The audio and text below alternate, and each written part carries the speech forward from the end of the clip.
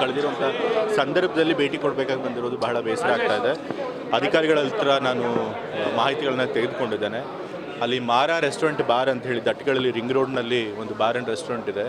ಆ bar and ರೆಸ್ಟೋರೆಂಟಲ್ಲಿ ನಿನ್ನೆ ಶಾರ್ಟ್ ಸರ್ಕ್ಯೂಟ್ ಆಗಿ ಫೈರ್ ಆಕ್ಸಿಡೆಂಟ್ ಆಗಿ 2 ಜನರು ತೀರ್ಕೊಂಡಿದ್ದಾರೆ. ಸುಮಾರು 7 ಜನರು ಗಾಯಗೊಂಡಿದ್ದಾರೆ. ಅವರು ಹಾಸ್ಪಿಟ್ಲಲ್ಲಿ ಚಿಕಿತ್ಸೆ ಪಡಿತಾ ಇದ್ದಾರೆ.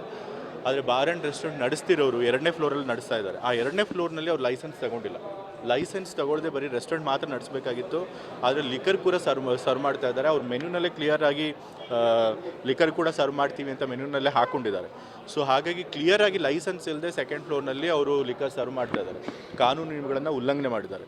ಸೊ ಅದಕ್ಕಾಗಿ ಮಾಲೀಕರ ಮೇಲೆ ಈಗಾಗಲೇ ಕಂಪ್ಲೇಂಟ್ ಕೂಡ ಮಾಡಿದ್ದಾರೆ. ಬಟ್ ಅದಕ್ಕಿಂತ ಮುಖ್ಯವಾಗಿ ಲೈಸೆನ್ಸ್ ಇಲ್ಲದೇ ಕೂಡ ಅವ್ರು ನಡೆಸ್ತಾ ಇದ್ರು ಕೂಡ ಅದಕ್ಕೆ ಕಣ್ಮುಚ್ಕೊಂಡು ಕೂತಿರೋಂಥದ್ದು ಎಕ್ಸೈಸ್ ಡಿಪಾರ್ಟ್ಮೆಂಟ್ ಅವರು. ಸೊ ಹಾಗಾಗಿ ಎಕ್ಸೈಸ್ ಡಿಪಾರ್ಟ್ಮೆಂಟ್ ಅವ್ರದ್ದು ಇದು ಬಹಳ ತಪ್ಪಿದೆ. ಇದರೊಳಗೆ ಎಕ್ಸೈಸ್ ಡಿ ಸಿ ಮೇಲೆ ಕ್ರಮ ತೆಗೆದುಕೊಳ್ಬೇಕು, ಅವ್ರನ್ನ ಸಸ್ಪೆಂಡ್ ಮಾಡಬೇಕು ಅಂತ ಹೇಳಿ ವರದಿ ಕಳಿಸೋದಕ್ಕೆ ನಾನು ಡಿ ಸಿ ಅವ್ರಿಗೆ ಹೇಳಿದ್ದೇನೆ. ಮತ್ತು ಈ ರೀತಿ ಇನ್ನೂ ವ್ಯಾಪಕವಾಗಿ ನಡೀತಾ ಇದೆ ಅನ್ನೋದು ಕೂಡ ನನ್ನ ಎಷ್ಟೋ ಜನ ಮಾಹಿತಿ ಕೊಟ್ಟಿದ್ದಾರೆ. ಜನರು ಕೂಡ ಕೊಟ್ಟಿದ್ದಾರೆ, ಪತ್ರಕರ್ತರು ಕೂಡ ಕೊಟ್ಟಿದ್ದಾರೆ, ಅಧಿಕಾರಿಗಳು ಕೂಡ ಕೊಟ್ಟಿದ್ದಾರೆ. ರಿಂಗ್ ರೋಡ್ನಲ್ಲೆಲ್ಲ ಕೆಲವು ರೆಸ್ಟೋರೆಂಟ್ಗಳಲ್ಲಿ ಲೈಸೆನ್ಸ್ ಇಲ್ಲದೇ ಲಿಕರ್ ಸರ್ವ್ ಮಾಡ್ತಿದ್ದಾರೆ ಅಂತ ಹೇಳಿ. ಸೊ ಇದಕ್ಕೆಲ್ಲದಕ್ಕೂ ಎಕ್ಸೈಸ್ ಡಿಪಾರ್ಟ್ಮೆಂಟಲ್ಲಿರುವಂತಹ ಒಂದು ಅವ್ಯವಹಾರಗಳ ಕಾರಣ ಆಗಿದೆ. ಸೊ ಹಾಗಾಗಿ ಎಕ್ಸೈಸ್ ಡಿಪಾರ್ಟ್ಮೆಂಟಲ್ಲಿ ಯಾರ್ಯಾರು ಇದಕ್ಕೆ ಹೊಣೆ ಆಗ್ತಾರೋ ಅವ್ರನ್ನೆಲ್ಲನೂ ಕೂಡ ಕ್ರಮ ತಗೋಬೇಕು ಅಂತ ಹೇಳಿದ್ದೇನೆ.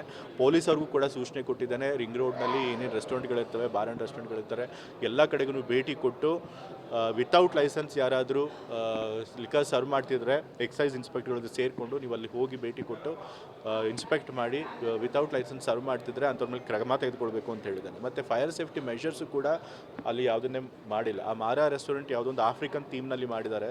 ಸೊ ಆಫ್ರಿಕನಲ್ಲಿ ಥೀಮಲ್ಲಿ ಮಾಡಿರೋದ್ರಿಂದ ಹುಲ್ಲು, ಬಿದಿರು ಆ ರೀತಿ ಇನ್ಫ್ಲೇಮೇಬಲ್ ಮೆಟೀರಿಯಲ್ಸ್ನ ಹೆಚ್ಚಾಗಿ ಬಳಸ್ಕೊಂಡ್ಬಿಟ್ಟಿದ್ದಾರೆ. ಆದರೆ ಫೈರ್ ಸೇಫ್ಟಿ ಮೆಷರ್ಸ್ ಯಾವುದೂ ಇಟ್ಕೊಂಡಿಲ್ಲ. ಸೊ ಹಾಗಾಗಿ ಸಣ್ಣ ಶಾರ್ಟ್ ಸರ್ಕ್ಯೂಟ್ ಆದ ತಕ್ಷಣ ಅದು ಬೆಂಕಿ ಬೇಗ ಸ್ಪ್ರೆಡ್ ಆಗೋಗ್ಬಿಟ್ಟಿದೆ.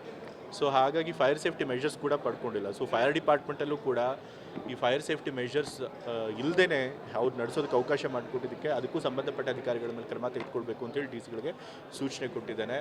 ಮೈಸೂರಿನಲ್ಲಿ ಕಮರ್ಷಿಯಲ್ ಕಾಂಪ್ಲೆಕ್ಸ್ಗಳಲ್ಲೇ ಇರಲಿ, ಎಲ್ಲ ಕಮರ್ಷಿಯಲ್ ಕಾಂಪ್ಲೆಕ್ಸಸ್ಸಲ್ಲೂ ಕೂಡ ಈ ಫೈರ್ ಸೇಫ್ಟಿ ಮೆಷರ್ಸ್ನ ಸರಿಯಾಗಿ ಪಾಲಿಸಿದಾರಾ ಇಲ್ವಾ ಅದನ್ನು ಕೂಡ ಅಧಿಕಾರಿಗಳು ಇನ್ಸ್ಪೆಕ್ಟ್ ಮಾಡಬೇಕು ಅಂತ ಹೇಳಿದರು. ಈಗಾಗಲೇ ಕ್ಲಿಯರಾಗಿ ಅವರು ಲೈಸೆನ್ಸ್ ಇಲ್ಲದೆ ನಡೆಸ್ತಾ ಇದ್ದಾರೆ. ಅದಕ್ಕೆ ಹೊಣೆಗಾರಿಕೆ ಅವರೇ ಒಪ್ಕೋಬೇಕಾಗುತ್ತೆ. ಅವ್ರು ಕೇಳಿದ್ರೆ ಹಿಂಬರಹ ಕೊಟ್ಟಿದ್ದೆ ಅಂತ ಹೇಳಿದಾರಂತ. ಅವ್ರು ಅಪ್ಲೈ ಮಾಡಿದ್ದಾರೆ ನಮ್ಗೆ CL9 ಬೇಕು 2nd ಫ್ಲೋರ್ಗೆ ಅಂತ ಹೇಳಿ.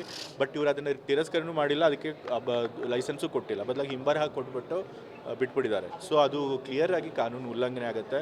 ಸೊ ಅದೇ ಅವರೇ ಹೊಣೆಗಾರಿಕೆ ಆಗಬೇಕಾಗುತ್ತೆ. ಸೊ ಅವ್ರ ಮೇಲೆ ನಾವು ಕ್ರಮ ತೆಗೆದುಕೊಳ್ಳಿ ಅಂತ ಹೇಳಿ ಸರ್. ಯಾವುದು ರೆಸ್ಟೋರೆಂಟ್ಗೆ ಹೋಗಿ ಬಾಟಲ್ ತಗೊಂಡೋಗಿ ಕುಡಿಯುವಂಥದ್ದು ಇದೆಲ್ಲ ಓಪನ್ ಆಗಿ ಇನ್ಸ್ಟಾಗ್ರಾಮಲ್ಲಿ ಅವರು ಈಗ ನನಗೆ ಅದಕ್ಕೆ ಹೇಳಿದ್ನಲ್ಲ, ನನಗೆ ಮಾಹಿತಿ ಬಂತು ಕೆಲವು ರೆಸ್ಟೋರೆಂಟ್ಗಳಲ್ಲಿ ಈ ರೀತಿ ಲೈಸೆನ್ಸ್ ಇಲ್ಲದೇ ಲಿಕರ್ ಸರ್ವ್ ಮಾಡೋದು ಮತ್ತು ಗ್ರಾಹಕರೇ ತೆಗೆದುಕೊಂಡು ಹೋಗಿ ಲಿಕರ್ನಲ್ಲಿ ಕುಡಿಯುವಂಥದ್ದು ನಡೆಯುವಂಥ ಘಟನೆಗಳು ನಡೀತಾ ಇದ್ದಾವೆ ಅಂತ ಹೇಳಿದ್ದಾರೆ. ಅಧಿಕಾರಿಗಳು ಹೇಳಿದರೆ, ಬೇರೆಯವ್ರು ಮಾಹಿತಿ ಕೊಟ್ಟಿದ್ದಾರೆ. ಸೊ ಹಾಗಾಗಿ ಆ ಒಂದು ಪ್ರಾಕ್ಟೀಸ್ ನಿಲ್ಲಬೇಕು. ಅದು ಕಾನೂನು ಬಾಹಿರ. ಎಲ್ಲಿ ಲೈಸೆನ್ಸ್ ಇರುತ್ತೆ ಅಲ್ಲಿ ಮಾತ್ರ ಲಿಕರ್ ಕುಡಿಬೇಕು. ಇಲ್ಲ ಬರೀ ರೆಸ್ಟೋರೆಂಟ್ಗಳಲ್ಲಿ ಗ್ರಾಹಕರೇ ತೆಗೆದುಕೊಂಡು ಹೋಗಲಿ ಅಥವಾ ಮಾಲೀಕರೇ ಸರ್ವ್ ಮಾಡಲಿ, ಅದು ಕಾನೂನು ಬಾಹಿರ ಆಗುತ್ತೆ. ಸೊ ಅಂಥವ್ರ ಮೇಲೆ, ಅಂಥ ರೆಸ್ಟೋರೆಂಟ್ಗಳ ಮೇಲೆ ನಾವು ಸ್ಟ್ರಿಕ್ಟಾಗಿ ಕ್ರಮ ತೆಗೆದುಕೊಳ್ತೀವಿ. ಹೌದು, ಅದು ಒಂದು ಬೇರೆ. ಆಸ್ಪತ್ರೆ ಪಕ್ಕನೇ ಇದೆ, ಆದರೂ ಕೂಡ ಲೈಸೆನ್ಸ್ ಕೊಟ್ಟಿದ್ದಾರೆ. ಸೊ ಹಾಗಾಗಿ ಇದ್ರೊಳಗೆ ಎಕ್ಸೈಸ್ ಡಿಪಾರ್ಟ್ಮೆಂಟ್ ಅವ್ರದ್ದು ಭಾಳ ತಪ್ಪಿದೆ ಇದರೊಳಗೆ. ಸೊ ಹಾಗಾಗಿ ಅವ್ರ ಮೇಲೆ ಕ್ರಮ ತೆಗೆದುಕೊಳ್ಬೇಕು ಅಂತ ಸೂಚಿಸಿದ್ದೀನಿ. ಮತ್ತು ಇಂಥ ಘಟನೆಗಳು ಮರುಕಳಿಸಬಾರ್ದು ಅಂತ ಕೂಡ ಅಧಿಕಾರಿಗಳಿಗೆ ಹೇಳಿದೆ. ಸರಿಯಾಗಿ ಲೈಸೆನ್ಸು ಕೊಡಬೇಕಾದ್ರೆ ಎಲ್ಲ ರೂಲ್ಸ್ನು ಫಾಲೋ ಮಾಡಬೇಕು. ಆ ರೂಲ್ಸ್ನ ಫಾಲೋ ಮಾಡಿ ಮಾತ್ರ ಲೈಸೆನ್ಸ್ ಕೊಡಬೇಕು. ಅಕ್ರಮವಾಗಿ ನಡೆಸ್ತಿರೋರ ಮೇಲೆ ಕ್ರಮ ತೆಗೆದುಕೊಳ್ಬೇಕು ಅಂತ ಹೇಳಿ ನಾನು ಬಹಳ ಕಟ್ಟುನಿಟ್ಟಿನಿಂದ ಅಧಿಕಾರಿಗಳು ಸೂಚನೆ ಕೊಡ್ತೀನಿ. ಏನಾದ್ರು ಒಂದು ಸುಧಾರಣೆ ಆಗಬೇಕು ಅಂದರೆ ಯಾವ್ದಾದ್ರು ಒಂದು ಇಬ್ರು ಸಾಯ್ಬೇಕು, ಒಂದು ಹೆಣ ಬಿಡಬೇಕು, ಆ ಪರಿಸ್ಥಿತಿ ಆಗ್ಬಿಡುತ್ತೆ. ಅದಕ್ಕೆ ಮೊದಲೇ ಎಚ್ಚೆತ್ಕೊಳ್ಳೋಂಥದ್ದಕ್ಕೆ ಈಗ ಅಧಿಕಾರಿಗಳು ಸರಿಯಾಗಿ ಕೆಲಸ ಮಾಡ್ತಾರೆ ಅನ್ನೋ ನಂಬಿಕೆ ಇರುತ್ತೆ ನಮ್ಗೆ. ಅನ್ಲೆಸ್ ಏನಾದರೂ ಯಾರಿಂದಾದ್ರೂ ಕಂಪ್ಲೇಂಟ್ ಬರದೇ ಹೋದರೆ ನಾವು ಅದ್ರ ಮೇಲೆ ಕ್ರಮ ತೆಗೆದುಕೊಳ್ಳೋಕ್ಕಾಗಿರೋದಿಲ್ಲ. ಯಾಕೆಂದರೆ ನಾವೆಲ್ಲ ಕಡೆ ಹೋಗಿ ನೋಡೋದಿಲ್ವಲ್ಲ. ಸೊ ಹಾಗಾಗಿ ಈ ಥರ ಘಟನೆಗಳು ನಡೆದಾಗ, ದುರದೃಷ್ಟವಶ ಇಂಥ ದೊಡ್ಡ ಘಟನೆಗಳು ನಡೆದು ಸಾವು ಆದಾಗ ನಮ್ಮ ಗಮನಕ್ಕೆ ಬಂದು ಕ್ರಮ ತೆಗೆದುಕೊಳ್ಬೇಕಾದಂಥ ಪರಿಸ್ಥಿತಿ ಆಗೋಗ್ಬಿಟ್ಟಿದೆ. ಇದು ಈ ರೀತಿ ಆಗಬಾರ್ದಾಗಿತ್ತು. ಬಟ್ ಇನ್ಮೇಲೆ ಈ ರೀತಿ ಆಗದೇರಂಗೆ ನೋಡ್ಕೊಳ್ತಾರೆ. ನಾನು ಮುಖ್ಯಮಂತ್ರಿಗಳ ಹತ್ರ ಮಾತನಾಡಿದ್ದೆ ನಿನ್ನೆ. ಮುಖ್ಯಮಂತ್ರಿ ಪರಿಹಾರ ನಿಧಿಯಿಂದ ಒಂದು ಏನಾದರೂ ಪರಿಹಾರ ಘೋಷಣೆ ಮಾಡಿ ಅಂತ ಅವ್ರು ಹೇಳಿದ್ದಾರೆ. ಪರಿಹಾರ ಘೋಷಣೆ ಮಾಡ್ತೀನಿ ಅಂತ ಹೇಳಿ ಮೊತ್ತ ಇನ್ನೊಂದ್ಸರಿ ಕನ್ಫರ್ಮ್ ಮಾಡ್ಕೊಂಡು ಮುಖ್ಯಮಂತ್ರಿಗಳ ಜೊತೆಗೆ ನಾನು ಘೋಷಣೆ ಮಾಡ್ತೀನಿ. ಚುನಾವಣೆ ಪ್ರಿಪರೇಷನ್ಸ್ ಎಲ್ಲ ಹೇಗಿದೆ ಸರ್? ಇವತ್ತೆಲ್ಲ ರೆಸಾರ್ಟ್ ಹೋಗ್ತದೆ ಕಾಂಗ್ರೆಸ್. ಅಲ್ಲಿ ರೆಸಾರ್ಟ್ನಲ್ಲಿ CLP ಸಭೆ ನಡೆಸೋರು ಇದ್ದಾರೆ ಇವತ್ತು. ಸೊ ಹಾಗಾಗಿ ನಾನು ಹೋಗಿ CLP ಸಭೆಯನ್ನು ಅಟೆಂಡ್ ಮಾಡ್ತೇನೆ. ಬಟ್ ಪ್ರತಿ ಚುನಾವಣೆಯಲ್ಲಿ ಹೇಗೆ ತಯಾರಿ ಮಾಡ್ತಾರೋ ಆ ರೀತಿಯ ಸಿದ್ಧತೆ ಮಾಡ್ಕೊಂಡಿದ್ದಾರೆ. ನಮ್ಮೆಲ್ಲ ಶಾಸಕರು, ನಮ್ಮ ವರಿಷ್ಠರು ಏನು ಸೂಚನೆ ಕೊಟ್ಟಿರ್ತಾರೆ ಅದ್ರ ಪ್ರಕಾರ ಓಟ್ ಹಾಕ್ತಾರೆ. 4 ಈಟಿ ಇದೆ, 5ನೇ ಪ್ಲೇಸ್ಗೆ ಏನಾದರೂ ಟ್ರೈ ಮಾಡ್ತೀರಾ? 5ನೇ ಯಾವುದು 4 ಸ್ಥಾನಗಳು ಮತ್ತೊಂದಕ್ಕೆ ಈಗ ವಿನಯ್ ಕಾರ್ತಿಕ್ ಅವ್ರನ್ನೇ ನಾವು ಹಾಕಿದ್ದೀವಲ್ಲ 5ನೇ ಪ್ಲೇಸ್ಗೆ. ಸೊ ಹಾಗಾಗಿ ಪ್ರಯತ್ನ ಮಾಡ್ತಾ ಇದ್ದೀವಿ. ಗೆಲ್ಲೋ ಅಂತಹ ವಿಶ್ವಾಸ ಕೂಡ ಇದೆ. ಬೀಡದೆ ಟೌನ್ಶಿಪ್ ಸಂಬಂಧಪಟ್ಟಂತೆ ಸಾಕಷ್ಟು ವಿರೋಧ ವ್ಯಕ್ತ ಆಗ್ತಿದೆ ಸರ್ ಕಾಂಗ್ರೆಸ್ ಮೇಲೂ ಕೂಡ. ಮತ್ತು ಯಾರು ಪೂರಕವಾಗಿ ನಿಮ್ಮ ಕಾಂಗ್ರೆಸ್ ನಿಲುವು ಏನು ಅಂತ ಬೆಂಗಳೂರಿನಲ್ಲಿ ಇವತ್ತು ಜನಸಂದಣಿ ಜಾಸ್ತಿ ಆಗಿದೆ. ಎಷ್ಟೊಂದು ಜನಕ್ಕೆ ನಿವೇಶನದ ಅಗತ್ಯಗಳಿದೆ. ಸ್ಪ್ರೆಡ್ ಔಟ್ ಆಗಬೇಕು ಬೆಂಗಳೂರಲ್ಲಿರುವಂಥ ಪಾಪ್ಯುಲೇಷನ್. ಸೊ ಹಾಗಾಗಿ ಹತ್ತಿರದಲ್ಲಿ ಬಿಡದಿನ ತನಕ ಬೆಂಗಳೂರನ್ನ ವಿಸ್ತರಣೆ ಮಾಡಬೇಕಂತ ಅವಶ್ಯಕತೆ ಅಂತೂ ಇದೆ.